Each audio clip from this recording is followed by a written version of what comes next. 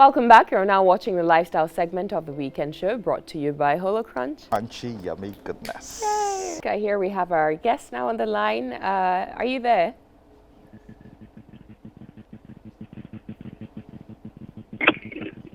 Good morning.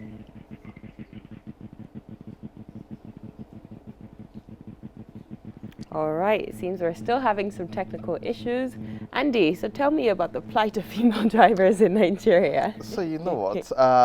It was interesting when this conversation came up because so many times, and I like being honest with myself, we're guilty of driving and you see someone drive a certain way, and the next thing someone says is, "Na woman." And so we've now come to a point where we have female mechanics, female drivers, and there are situations where people want to request for a ride and they see that it's a woman. And some they people cancel. Some people may not mind. But I've been in some Uber and Bolt rides with female drivers who were the most courteous and nice people. So it'll be interesting to hear what Elizabeth has to say. Elizabeth, good morning. Can you hear us? Hello, Elizabeth? Yeah, hello? Yes, good morning. How are you doing? Hi, I'm fine. Great to have you. So tell us, how did you become a female commercial driver? How did that happen? Oh, okay. Thank you for having me on the show this morning. And, well, driving for me was a thing I love to do. And then when I moved to Abuja, I was in between jobs, and then when the option of driving came, I just took it up because it was something I love to do, and as a matter of fact, it's going to put food on my table, so yeah, I just opted for it. Awesome. So what are some of the challenges you've faced so far driving around in Abuja? Well, driving is interesting actually because you get to meet a lot of interesting people, but in everything you do, I feel like there are challenges, and for driving, it comes with a lot. And as a lady driving, sometimes you pick clients and they'll be like, "Whoa, I didn't expect it's going to be a lady." But some of them can be nice. I think some of the challenges is just that some people can be rude at times, but not always. Some people are just picky on little things. But if you know how to manage people, like you just understand how to go about yourself driving with people, and then you pick some clients that will want you to move at a speed that for you feel you're not comfortable, and then you just tell them that, look, I can't go further than this. Yeah. So these are just few among the challenges for now. So I talk about. all right, Elizabeth. So talking about challenges and managing people, there's harassment in different sectors and industries. How do you manage with boundaries with clients, which saves you from harassment? How do you set these boundaries? Sorry, I didn't get you. So you have clients who most likely after the ride may want to call you with non-work related issues. You have people who may want to cross the line. How do you set boundaries as a female driver to ensure that it doesn't affect your work? How do I manage female drivers? No, how do you set boundaries? How do you manage harassment and boundaries with your clients? Oh, okay. So for me personally, I've never been harassed, but I feel like when I'm doing my job, I tend to be very professional. This is work.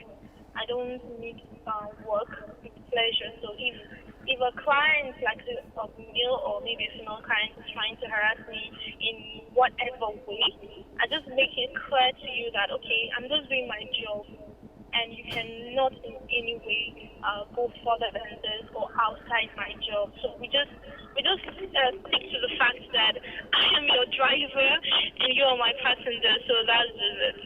for me, that's how I just handle that, and I try to like just go around it.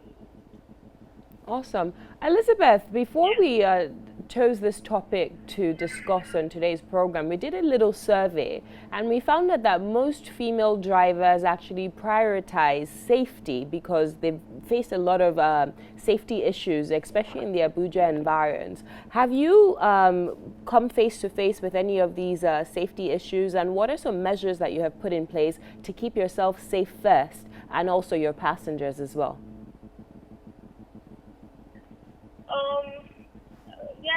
Safety is key for a driver, and every day I just try to make sure that my car is in check. Like once I wake up in the morning, I check, I open the bonnet and make sure that everything is in place so that I don't have, I have a hitch-free deal while working. And the most important thing for me, once I pick a client, is for them to use their safety belt. That's very important. I even advise my clients to always sit at the back, But once a client wants to sit in front, I can sit on the seat belt. Like you have to use the seat belt, and also you don't alight when we are moving. Like you have to make sure. You can't just tell me to park by the roadside. I have to get to specific parking lot before you can alight.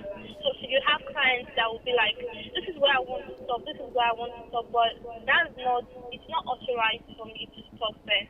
So I'll just try to, in a very polite manner, make them understand that, sorry ma'am, I have to get to where I can park properly before you can alight.